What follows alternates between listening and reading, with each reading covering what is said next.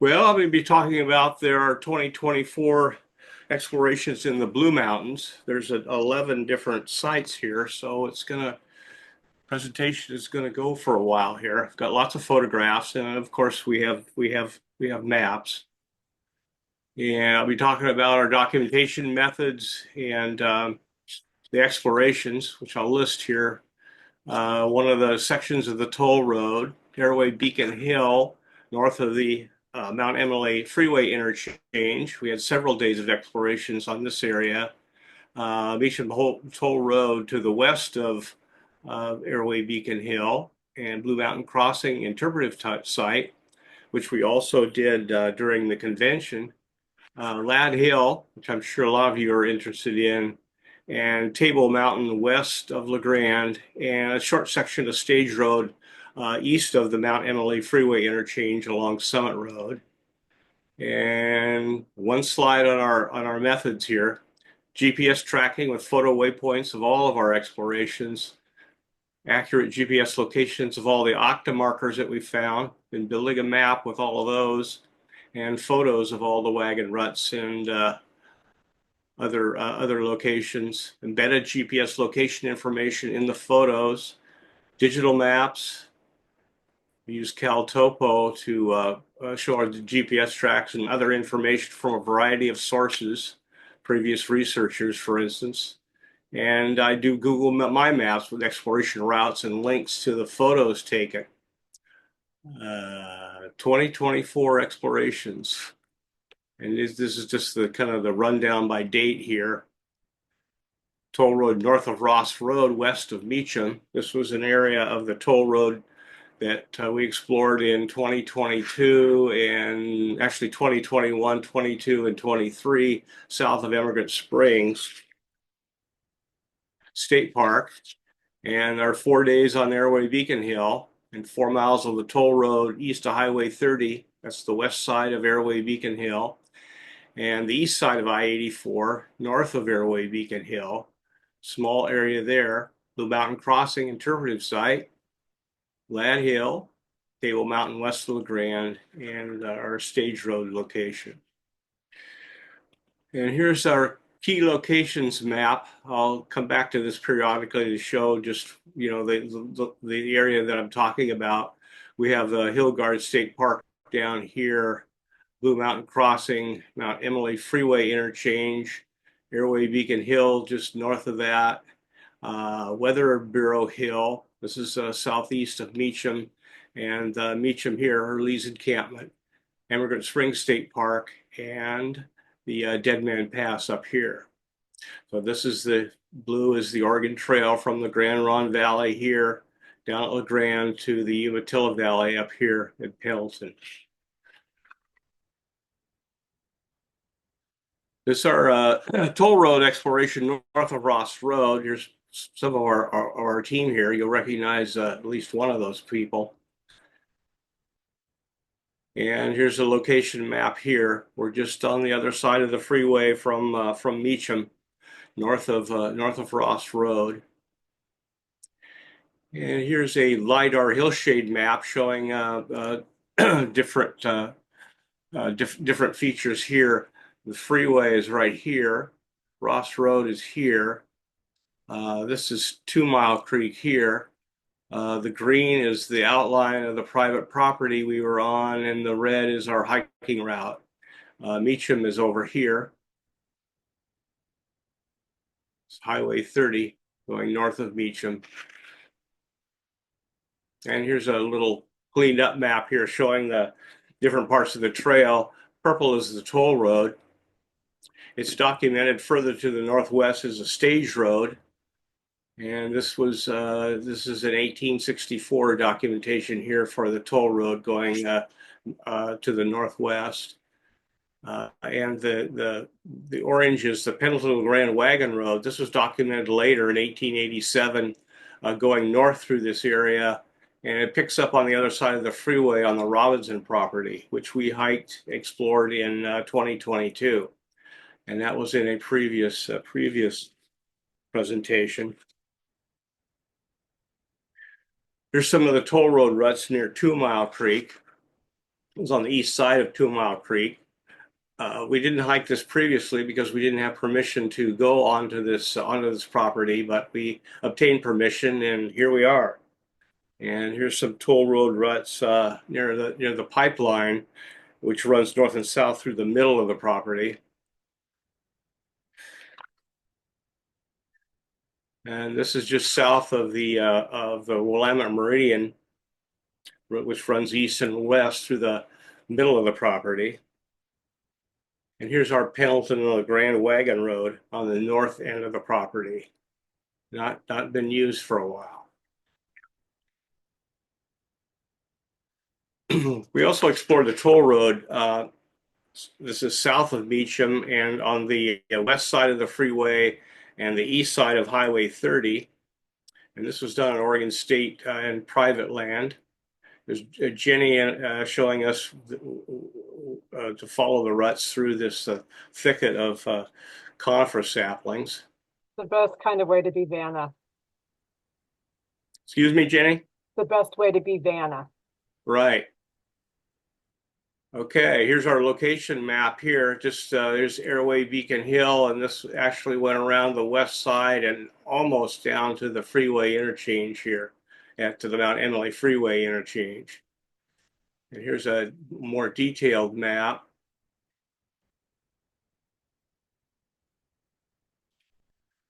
Meacham is off the slide to the top of the slide to the north. There's an ODOT gravel yard here, but this toll road follows really along Highway 30 here.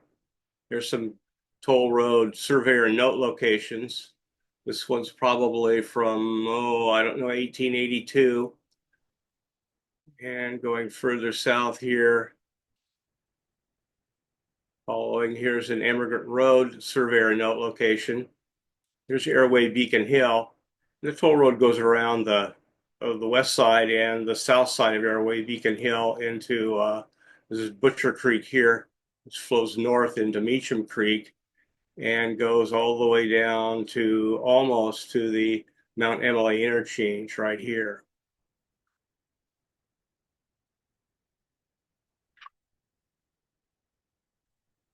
And this is just south of the ODOT gravel yard. We're heading south, starting on following the toll road through here. And it's interrupted in different parts by the power line corridor going through here. Just a single pole line. Here's Highway 30 off to the right. And here we're entering, this is between Highway 30 and Airway Beacon Hill. These ruts are about 3 feet deep. So really, really good ruts here. Hard to see because of the brush and the conifer saplings.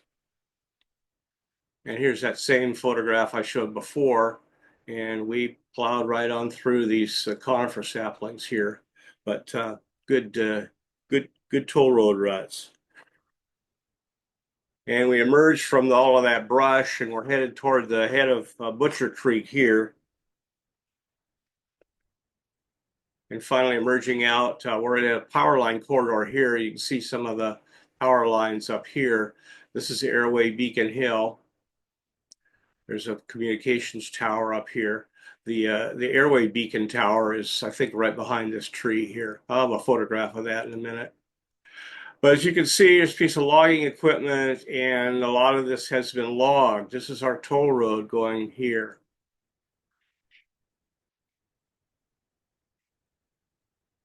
Now logging road, we're at the head of Butcher Creek here. We have log decks and burn piles along this area. And we spotted on the south side of Airway Beacon Hill, we spotted an octa marker, so we had to go over there. This is one of Chuck Hornbuckle's octa markers they placed in the 97 to 2000 time frame. And here we're walking, continuing on the toll road here. This is on private property. This road is used occasionally.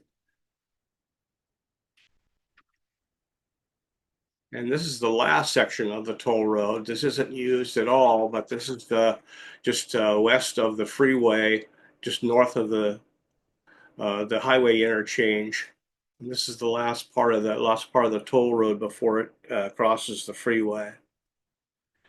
And here's a historical photo. This is Chuck Hornbuckle's photo of the Foster Toll Road, which is how it's labeled on the GLO maps, General Land Office maps, and the surveyor notes. And this is his marker location. So you can find that on the location on his maps. And another area that we explored was at the east side of I-84. Most researchers show the trail going over on the east side of the freeway. Aubrey Haynes, Percy Brown, Jack Evans, etc. This is private land over here too. Beautiful meadows, but unfortunately, no real significant wagon ruts over here. The location map. 4 is the Airway Beacon Hill, and this is just north of there on the east side of the freeway. And here's a detailed map here. This is the north end of Airway Beacon Hill coming down here. There's also this comes down from Airway Beacon Hill, and there's a power line corridor coming down through here, as well as a pipeline corridor coming through here. So we've got all kinds of man-made corridors. Again, beautiful meadows, but few wagon ruts. Here's an area where we thought we might see a swale through here, but very indistinct. We did find about half a dozen octa markers out here. Here's one of them. And here's one that's just above the freeway road cut. This is behind Jenny here. This is Airway Beacon Hill. Coming down the North Ridge, it crossed over somewhere in here.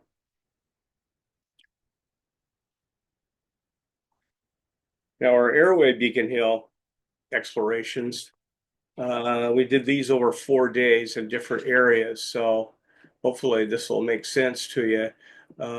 Location for Airway Beacon Hill is just northwest of the Mount Emily Freeway interchange here, and before we get up to Meacham, right in here. I'm going to magnify this slide here.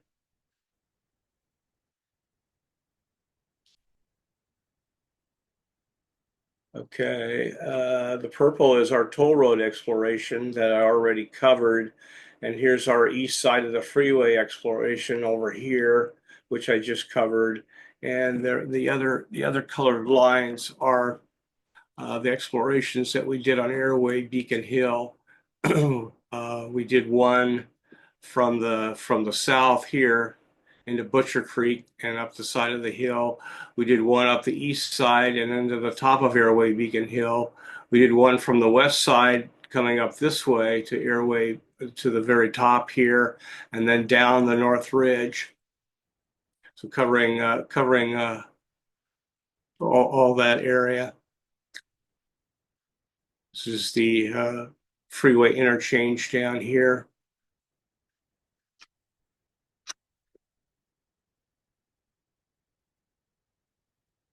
And here's Chuck Hornbuckle's map of octa marker placements here.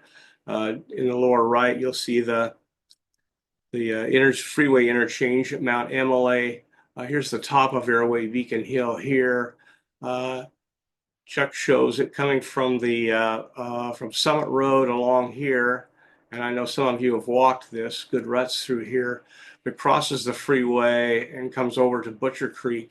And here Chuck has the trail split, one going up Airway Beacon Hill and down this ridge, and the other going up Butcher Creek and bypassing Airway Beacon Hill around this way. So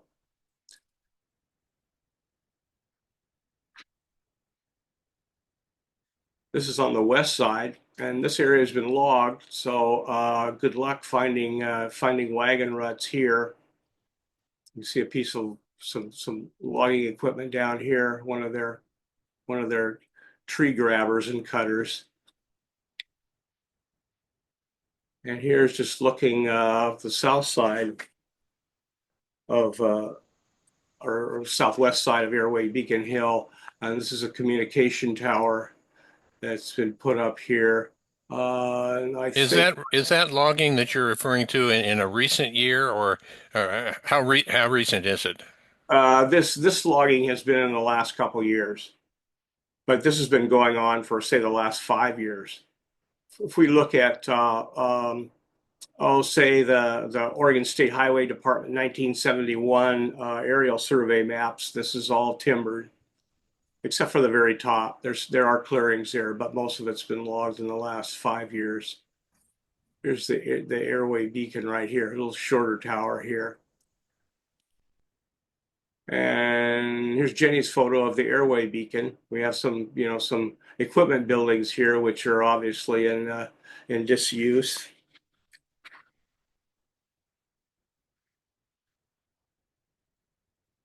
And just south, actually just east of that airway beacon is this ridge that comes out. Chuck had 3 octa markers along here. We were only able to find one, but this has been logged. A few of the trees have been left, but you just see some younger trees here. The views are magnificent off to the off to the southeast, to the Wallowa Mountains and even the Elkhorn Mountains along the west side of the Powder River Valley. And here's one of the octa markers we found on the top there. You can see some logging slash here, and there's just small trees behind here. All of the bigger trees have been cut.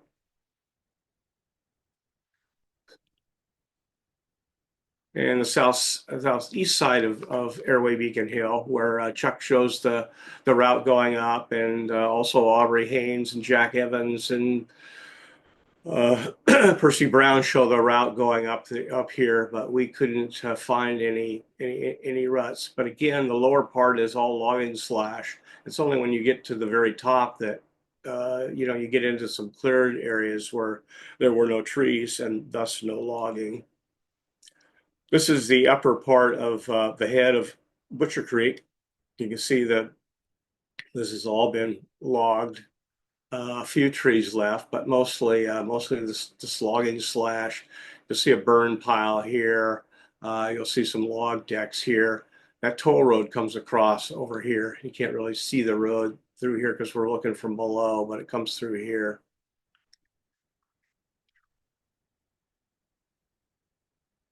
And this is our exploration on the north ridge of Airway Beacon Hill, and we did find octa markers here. You see that there's a kind of a road here that's obviously been driven by pickup trucks at one time. Whether this is part of the trail, couldn't tell. No real, obvious, trail ruts here, but there are some tracks up there. And this is on the east side of the Airway Beacon Hill. This has all been logged, very steep. And again, Aubrey Haynes, Jack Evans, etc., showed the Oregon Trail coming up this side of the hill. I would kind of tend to doubt that, but that's where some of the researchers have shown the Oregon Trail coming up. We did not find any traces of wagon ruts here, but again, this has been heavily logged. Back to the west side of Airway Beacon Hill, we found a location here is a pile of rocks with 4 metal fence posts, and we thought, well, this might be a pioneer grave.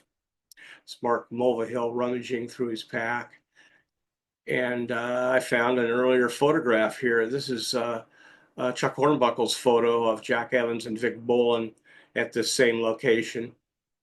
You'll see in the background here are a couple of signs. Unfortunately, those signs are no longer there, so and they didn't take photographs of them, so I don't know what they said, but they felt this was a pioneer grave.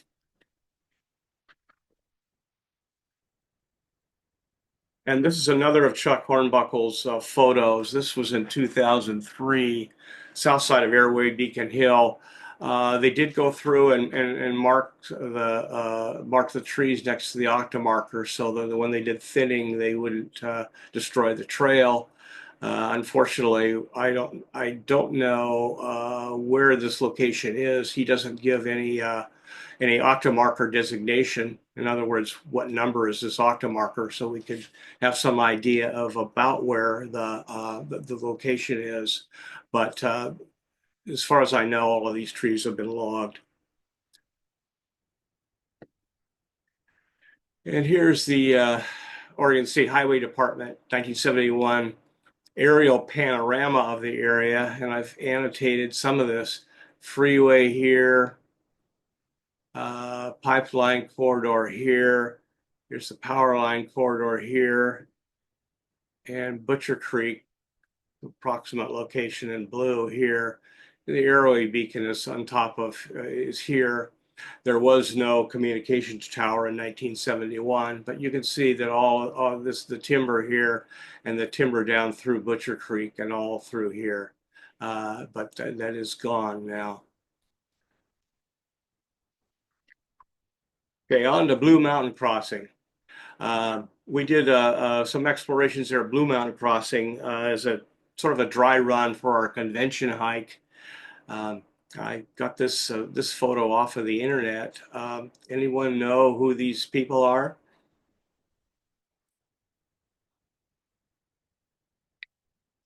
Anyhow, that's the interpretive wagon there at Blue Mountain Crossing interpretive site.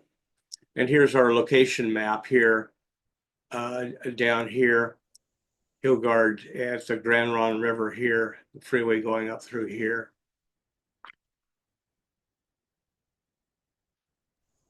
Robin, we talked a little bit about the German lady who was helping with access to the hike across from Grand Ronde to Hillgard, and this was in the late 1990s. And she was they did have a strong volunteer group, and I think that wagon picture with the couple were part of the volunteer group that used to support the Blue Mountain Crossing Park. There was I think almost every weekend you could go up there and they'd have encampments and things like that. Have we made any contact with any of that group, and does it still exist? Well, they've had problems getting a host for the Blue Mountain Crossing interpretive site. In fact, I think the last couple, 3 years, no one's been up there. So that program is really no longer, Defunct. as far as I know, no longer in effect. Yeah. Gerda Brownton, I think, Yeah. is the person you're referring to. Yeah. And I'll actually have when we get to the Table Mountain section, we'll talk a little bit more about that. This basically is the parking area here, and the blue is where we walked down onto some private land here, and then came back here, and then we went northwest, or in trail terms west, up here and came back here. Uh, Again, this is our dry run for the convention hike. And here's an interpretive sign along the paved trail. There's a paved loop trail there, if you haven't been there, and showing the ruts. And here's a location here. They have a marker here for the stage road with an 1861 date. As far as I can tell from the newspaper clippings and other sources, there wasn't a stage, across here until 1864. I found an advertisement in May of 1864 that said there was going to be a stage road, a stage company, running stages across. And it wasn't until August of 1864 that they advertised that they were actually running a stage. So I'm not sure where they got this 1861 date, but the ruts are there nonetheless. I recall those from a visit in the 90s, seeing that, and a short distance away is a swale that's labeled Immigrant Trail, right? Very close to that. And I've always wondered how they differentiated those two and whether that was a valid differentiation. Do you think that is? Well, That's a good question, and it's difficult to tell which is which. Yeah. In general, the toll road is has a lot deeper ruts than the Oregon Trail does because of there was a whole lot more traffic on it, if not all year, most of the year, versus the 2 months or so that the pioneers came over uh, and created their ruts. Um, and also the time frame. The toll road was first built by the Meacham brothers. 1863 is when they, bought the house at Lee's encampment and started a hotel. But it ran through. There was stage and freight traffic through till, well, at least until the railroad came over in 1885. So a much longer period of time and a larger number of stages and freight wagons, et cetera, ran over it. So uh, you can, in some places, you can sort of figure that, a trail rut section is toll road and another section might be immigrant road, but it is difficult to tell. Here we're following the trail ruts east. You see a line of rocks here, uh, telltale for where they threw the rocks aside. And it goes down through the forest here. Good trail ruts. This might be an extension of that from that toll road sign, that toll road monument. And more ruts here. Octomarker and ruts here. In a lot of places, there are dual ruts and even 3 and 4 ruts, to the side of each other. And I would say probably that's from the stages and freight wagons going over the toll road. If they went over it in early spring, say they went across in April after the snow started to melt, they would have avoided muddy areas and maybe have created another track. Just parallel with the track that went through the mud hole they were trying to avoid. But that's speculation on my part. Here's our group portrait. This exploration was a group of 3, so no crowds. One of the older brown markers. And here we're down on private property here at a T-rail marker. This is one that Jenny and the Boy Scouts put in, I think. But you can see this is an open meadow here. Okay, I have to interrupt here. Gail, this is that one that we put in on the first property when we did that second Eagle project. This was put here because Gail did a lot of work, so I wanted to mention that and thank him for that.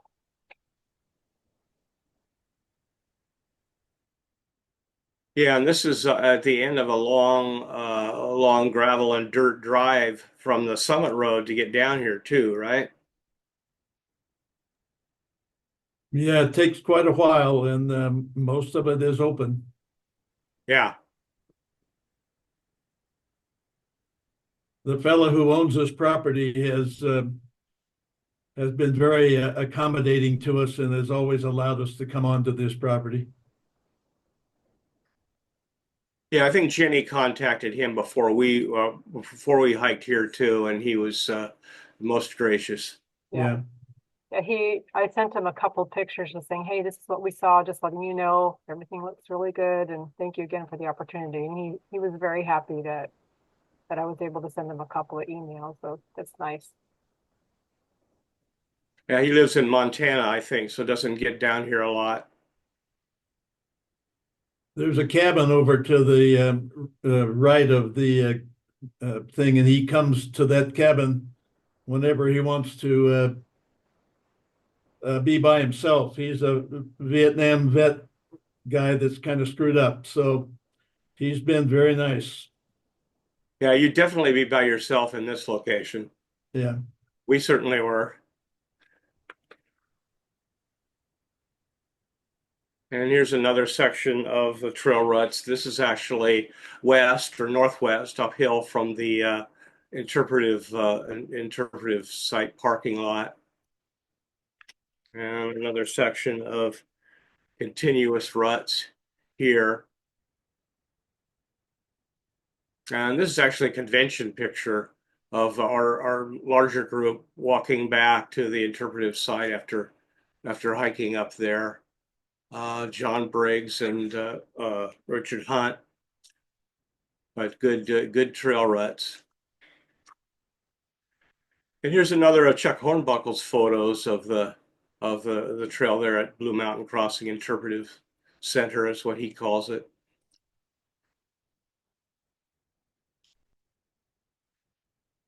Okay, on to Lad Hill. This is a group portrait of part of our group. You'll recognize two of those people, I think. Grand Ronde Valley in the background here. Mount Emily is up here, but good views on this exploration. Here's our location map, LeGrand and the Grand Ronde Valley, I-84 coming through here through Ladd Canyon. And this is kind of where we went, to the bottom of the hill.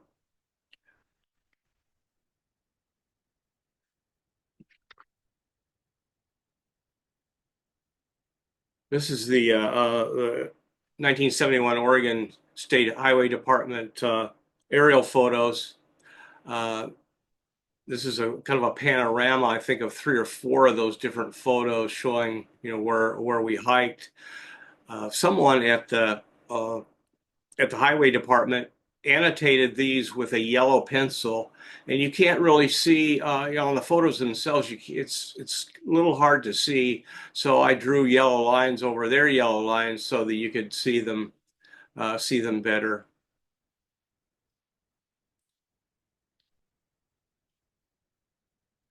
And here's a LiDAR hillshade and our GPS track. What we did first part, the landowners had ATVs, and we rode those up to a certain point here, this large flat area, and then hiked from there up through here over a ridge, a communication tower down over here, and then kind of sidling or going side hill around the hill, and then down to the bottom.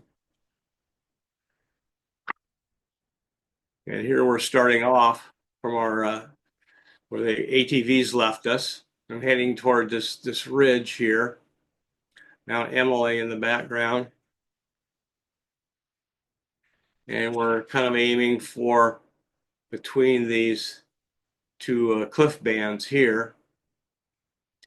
Not real obvious ruts here. There are some kind of LiDAR traces that go up through here, but so we think that this is where the trail went, but we're not completely sure. And then on top of the ridge, one of the landowners joined us, drove his ATV up there. Communication towers in the background. There, of course, is a good gravel road up to this location. And again, Mount Emily and the Grand Ronde Valley in the background. And then going down from the top of the ridge down toward there's a dirt road and a stock pond down at the bottom of this hill, but good ruts through here. A little hard to see, but these people are walking in the ruts.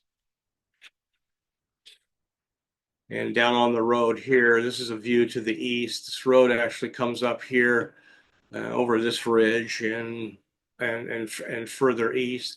That's not the Oregon Trail. Oregon Trail goes to the left here, and you can see we're kind of moving side hilling around this kind of a broad ridge here, sidling as the pioneers would call it.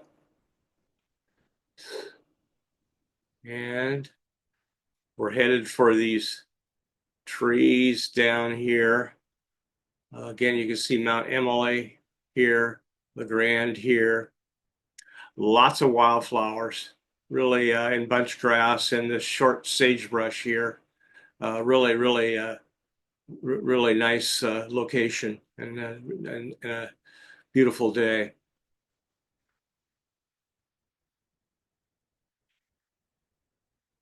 And here we're moving toward there's a brushy gully here. These are some of the trees on the edge of it. And here we're in the brushy gully.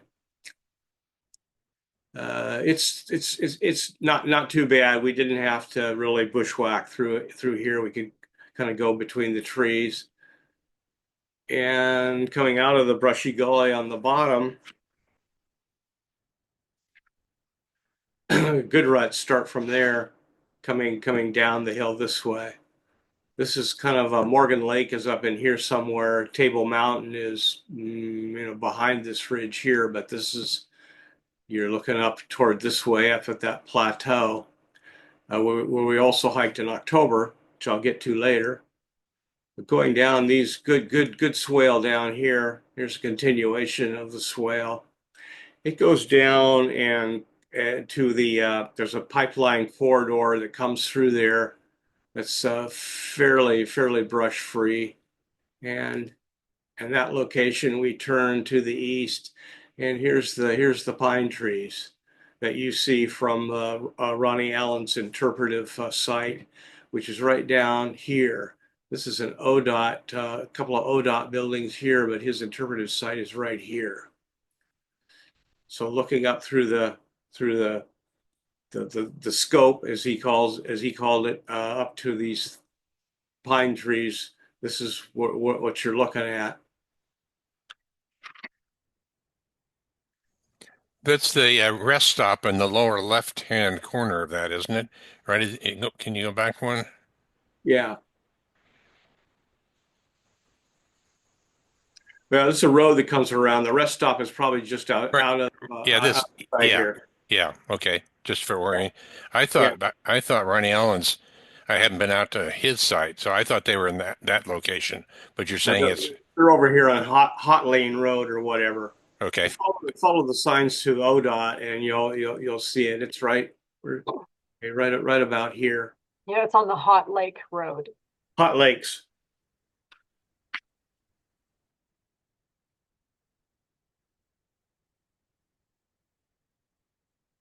Okay, and then kind of following, there's a sort of a shelf that goes and angles down the hill here, and you see we're following that down through the bunch grass, some short pine trees,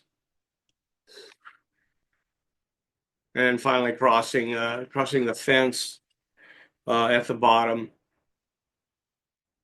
And here we're at the bottom, and you see the Grand Ron Valley stretched out below here.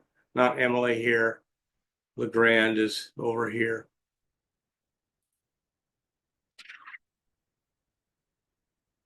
And here's a really old picture. This is from drawing by William Tappan in the book March of the Mounted Riflemen by Major Osborne Cross. And the March of the Mounted Riflemen was March to October of 1849. 5 companies of men, 171 supply wagons, and their purpose was to establish and garrison forts along the Oregon Trail. But this is a drawing of them coming down Lad Hill. Looks like he's showing them coming down straight down the hill. But I think there's some artist's license involved here. I think the wagons would be much smaller in that perspective too. Don't you think Yeah, these wagons are about 50 feet high. Like I say, Lad Canyon on the right here and Lad Creek here. But yeah, there's some artistic license involved here. So on to Table Mountain. Table Mountain exploration. This is west of LeGrand. Table Mountain is actually just immediately west of LeGrand, up above the hospital. And then beyond that to the west is a large plateau, essentially, before it gets to the Grand Ronde River at Hillgard. I had to call the whole area just Table Mountain, even though Table Mountain is really the eastern end of it. And here's our location map here, going across here. Hillgard is the number one here. And the white is the road we drove up on, parked here. And the blue is my route out, and the red is my route back. Jenny and Mark and Dave went further than I did, so they went out the green and back the blue. The orange is the Chuck Hornbuckle octomarkers. The blue is the octomarkers we did actually find. And the crosses are the different grave sites from different sources. Some of these might be the same, but I put them all on there just to show that there's some grave sites up there. And here we're starting out from where we parked along the fence line. This is one property owner here. We did have permission to hike on. Across the fence is another property owner that we did not have permission to hike on, so we stayed off of that property. And that's why you see us going around the fence line here.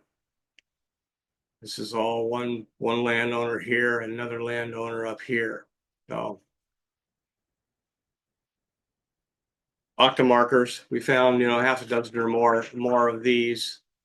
This area is pretty open and quite rocky actually, so it must have been fairly difficult to get those octomarkers in the ground. There's a ponderosa pine tree with one of the signs.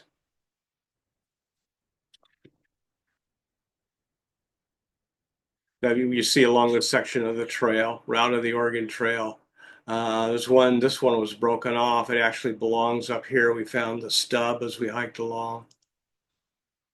And here we're on something of a road. This bends to the right and actually goes down here, eventually to past a spring and a stock pond.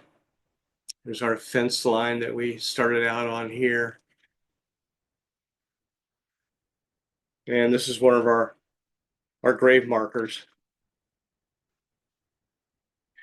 And Chuck Hornbuckle said that these were put in place, these Iron Cross grave markers were put in place by the Oregon Department of Transportation many years ago. So maybe during the 1950s, yeah, I'm not sure. But we found several of these. No signage or any other indication of who might be buried here, but just the iron, just the crosses. And here's another one of our signs. We're heading further west here. Here's another grave marker. I put these all on the map, even though we don't know who's buried here, but they're documented. And here's one along a fence line here in a little clump of trees. I was talking with Wendell Baskins, and this is what he thought the Emily Doan gravesite was here. And I'm not sure whether this is that gravesite or not. Looking at the various sources of information, Chuck Hornbuckle has his location, Aubrey Haynes has his location, and this is a third location. So anyone knows, have any further information about Emily Doan and her gravesite, let me know. Supposed to have been 1868 when she was 8 years old. So Jack Evans, I think, said that it might have been, they might have actually been traveling the trail, but there may have been homesteads up here. So this might be a homestead grave. And we end up on a gravel road. This is a good gravel road. Goes to one of the stock ponds on the area. And this is at the Aubrey Haynes Emily Doan gravesite location. Looking back east, we couldn't find any indication of where the grave was. No iron crosses, no grave markers of any kind here. And this is near the Chuck Hornbuckle's Emily Doan grave location. There's a kind of a little cliff band that goes along here. And then down in these trees is where Jack Evans marks a probable campsite near a spring. We didn't go down there. That's for a future exploration, I guess. And here's a Chuck Hornbuckle photo. This was the 1997 Trails Day, organized apparently by Gerda Brownton and Lynetta Paul, LeGrand trail enthusiast. And I think, according to Chuck, they let a hike to Hillgard each year, or at least for several years. The LP014 is the Chuck Hornbuckle's octa marker number, so you know approximately where this was, or you can figure it out. And here's another photo, a little further to the west.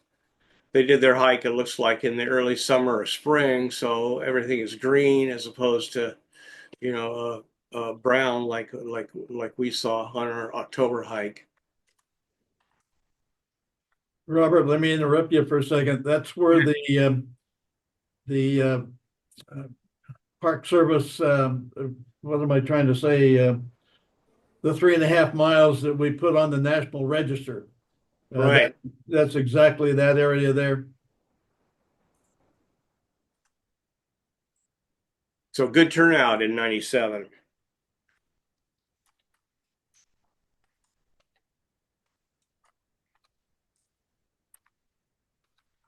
And the final exploration was a kind of a solo effort on Hancock Forest Management property.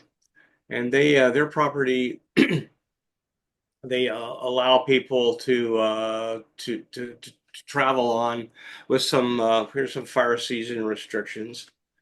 I didn't do any of this stuff, so I'm clean. And this is the east or northeast, technically, of the Mount Emily interchange. And here's the Mount Emily interchange down here. There's the Summit Road going out to Mount Emily and actually all the way to State Highway 204, I think it is, up to Tollgate from Elgin. But there's a little section of Stage Road here. There's a surveyor note location, Wagon Road, east to west. There's an existing road here. This purple is from the Aubrey Haynes map. He calls this a stage road. But there's a continuity here. I started here and went west. It's the Mount Emily, or the Summit Road here, and it goes right through into the woods here. And it looks like this has been used. And as we keep going further west, it keeps deteriorating through the woods here to a property boundary. Posted no trespassing. Luckily, we have permission to hike on this particular property, so I continued on, and the road becomes even better here. There's actually a hunter's camp up in this area, so this is probably gets used in the fall at least, and we end up on a Forest Service here. This is a road that they've used for logging.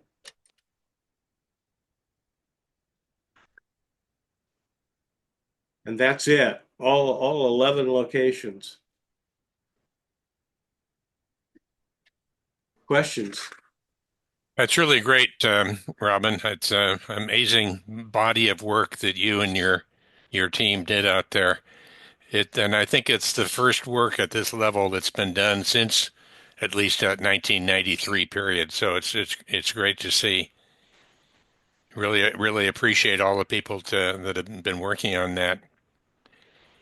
If I could ask you a more general question, especially in the Blue Mountain area, where there's such a complex of trails, you have stage roads, you have toll roads, you probably have multiple routes of the Oregon Trail through the area also. if you look at what the Park Service, and they are forced to pick a single line, the NHT1, can you generalize your research in terms of the relevance to that line? Is that line supported by your research? I know it is in certain areas, and it's a tough question, but is the line that we've used as a stunning understanding of where the trail is located, uh, is that being confirmed? Well, the Park Service line is a very generalized line. If you look at it, placed on a topographic map, it does some things that the pioneers would never do, like Right. go to the bottom of a creek canyon and go back up the other side, Yeah. rather than take a detour around the head of that creek, and and not have a descent or an ascent. So it's difficult to answer the question. No, it's just their Oregon Trail line is just a generalized line. It has really nothing to do with what's on the ground. It's just goes through the general area. One area where they were it is actually wrong is the Meacham area. They show it going west of the freeway, uh, and it in fact follows Highway 30 from Meacham north. Right. Uh, and the west of the freeway is the actual toll road. But you have to go to the General Land Office maps is the first thing that you look at to show, where they indicate there are roads, and look at the dates of the maps too. Some surveys are early, some are late, anywhere from 1863, the Willamette Meridian, for instance, through Meacham, and to 1887, the north part of it near Dead Man's Pass. But beyond that, you can actually look at the surveyor notes, their notebooks essentially of what they of what they found when they were walking the section lines, or essentially establishing the section lines and the section corners and the quarter section corners, etc., and what they said. They might say, you'll see on the map, you'll see a line, an obvious road crossing a section line, but if you go to the surveyor notes, they'll say Emigrant Road, northwest and Yeah. southeast.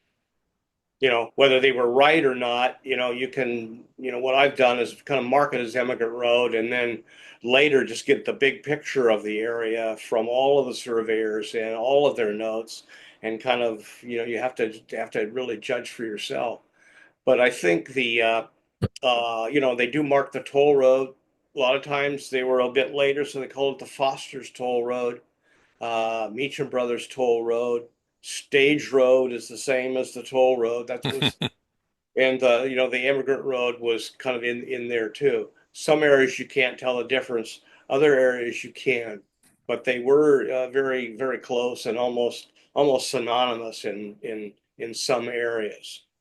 But today it's hard to really hard to tell. Just being there and looking at it, that they both went through this area. In other areas they're separate. So that's what we're doing is mapping all of those different, all those different trails and putting them on the map. And then when we get that all together, looking at it, from a 10,000-foot view and saying, well, Toll Road went over here and the Emigrant Road, went over here. So, regardless of what people, later say, um, the area west of Meacham where we walk the toll road and the Pendleton and LeGrand Wagon Road on private property there is where the Park Service has the Oregon Trail traveling through, and that's actually the toll road. The Pendleton Grand Wagon Road in that area was sort of a tie road in between the toll road and the Oregon Trail on the other side of the freeway. So the trails are still there. It just requires interpreting by, looking at all of the information available. The 1971 Oregon State Highway Department engineers, unfortunately, were had a, they had a 2.5 year time span in which to do all of the Oregon Trail from the Snake River to the Dalles, and on their own time. And so they were doing it on weekends and vacations. They had the GLO maps or whatever, but they were confused by them because of the multiplicity of roads is what they referred to, the toll road, and they couldn't distinguish in between them. And that's true in a lot of areas. They didn't have time to go to the BLM office and actually read through all of the surveyor notes. That's much easier now because the BLM has them online, and I can sit here in the comfort of my living room and review all of those notes. So I can have a lot more information about where the surveyors found the different roads. Well, I think that's a real lesson learned for research in other areas. I know in past times in OCTA, they spent a lot of time arguing about the trail is here and not there, when it was really a situation like you've been dealing with in the Blue Mountains. And so I think it's a great lesson learned for anybody who's doing trail research to be flexible in interpreting these things. The surveyor notes to me are really in the maps, of course, the surveyor notes are key to really understanding a lot of what's going on out there. And it's not that the surveyors weren't occasionally wrong, they were. Uh, even there were other errors. I know on the 1863 Timothy Davenport survey of the Willamette baseline, he went from near Pilot Rock all the way east to east of Elgin to establish the Willamette Meridian. And in his notes, you read through his notes, then you look at the map, you realize that the cartographer had put the Emigrant Road in the wrong place on the map. Mm-hmm. He had it in the right section, but he had it in the wrong. They had it in the wrong township. Hmm. So there's little errors like that. But if Yeah. you go to the notes, you know where he found, where he actually found the Emigrant Road.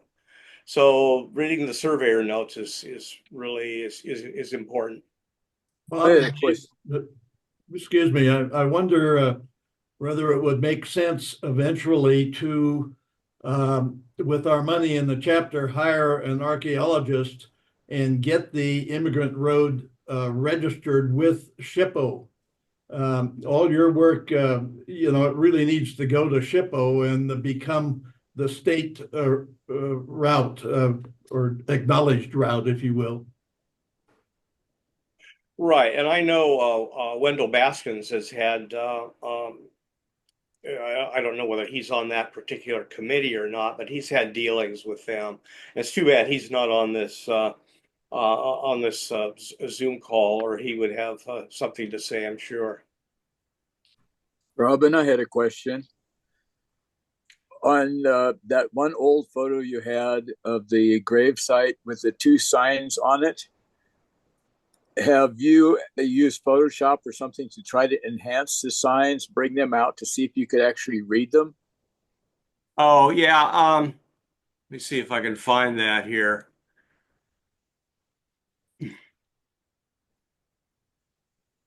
Because sometimes I've had success using Photoshop and tweaking things to read almost unreadable things at times. But I just wondered.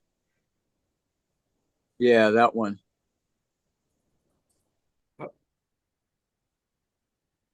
Let's see if I can.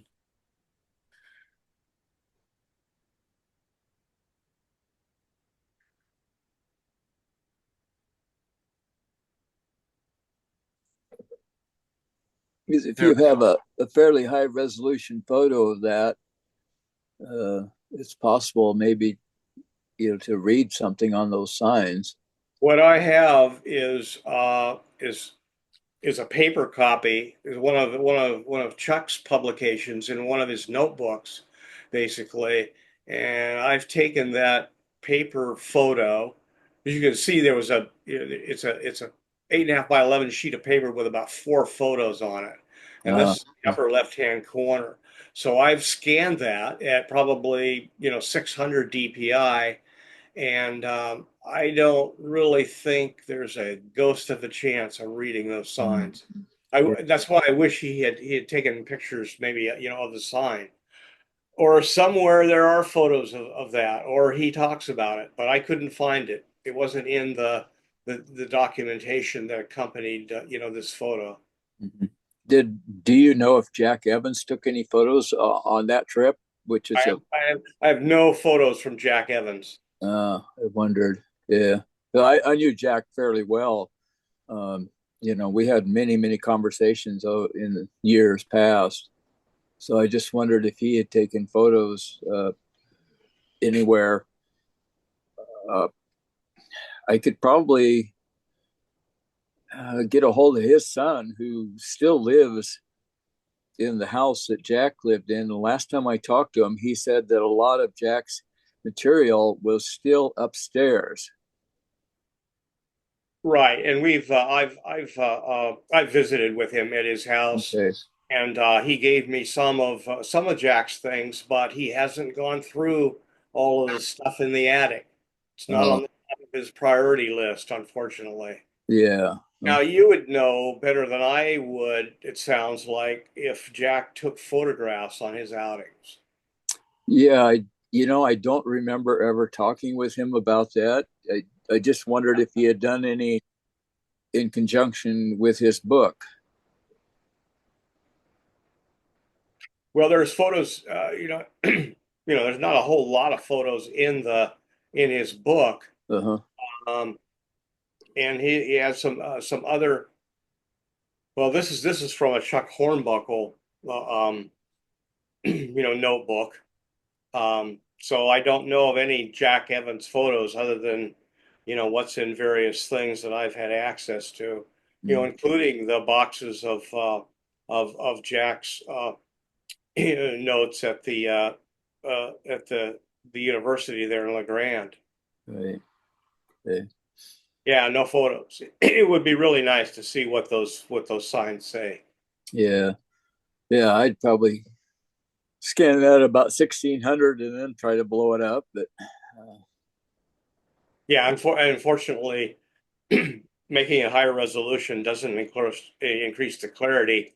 Of course, on TV programs, you see where they take something that's blurry and read license plates on it, but that's yeah, yeah, I think that's possible in some instances, but I think there's a lot of artistic license involved in those in those police dramas.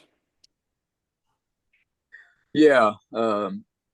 But like I say, sometimes if I scan it at high enough resolution, you can blow up a specific area there. And Yeah, I know how it's done, but yeah, unfortunately, the resolution in the scanned paper copy, which the PDF was, I probably the PDF I scanned probably scanned it at 600. I might have scanned it at 300, but you can't get resolution out of something that doesn't it's not there in the first place. yeah, correct. Yeah, yeah, To Gail's point about the need to accurately interpret and survey the trail, something I've run into in the B2H project is that when they're doing the evaluation of impacts, they focus on sites. And the very first thing they asked us is, where are the graves? And they really had all the information. We did refer them to Randy and other people who have information. But it's interesting, in doing the archaeology, they focus on sites. And I said, well, sites are one aspect of our interest, but we're really interested in the trail. And we consider the whole trail to be an artifact. Right. And it's not clear that that's the way the SHPO offices look at it. They have things in their database. And so there is, again, to Gail's point, there is a lot of work to be done that would improve our protection if we had better documentation on the trail itself.